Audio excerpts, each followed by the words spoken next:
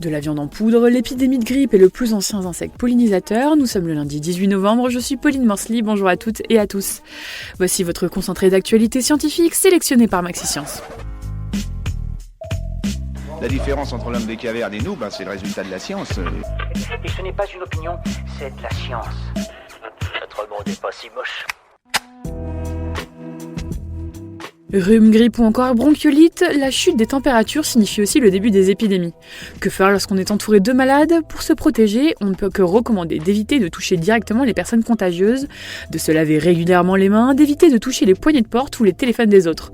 On pense aussi à aérer régulièrement chez soi pour renouveler l'air.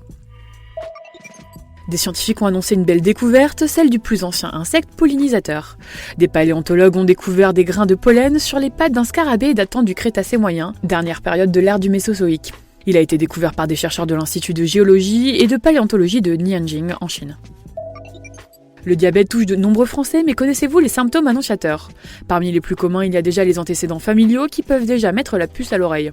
On peut aussi retrouver une envie d'uriner régulière, une augmentation de la sensation de soif, une perte de poids ou encore une vision trouble. N'hésitez pas à consulter votre généraliste en cas de doute.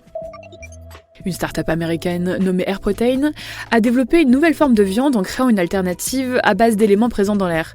Ce supplément est donc fait à base de dioxyde de carbone, d'oxygène et d'azote et il est mélangé à d'autres nutriments pour la rendre mangeable. Cette fausse viande se présente sous forme de poudre et contient selon l'entreprise les acides aminés essentiels à l'homme. C'est tout pour aujourd'hui, merci pour votre fidélité. Pour en savoir plus sur les news du jour, n'hésitez pas à consulter le site de MaxiScience et en attendant, on vous dit à demain pour de nouvelles actualités scientifiques.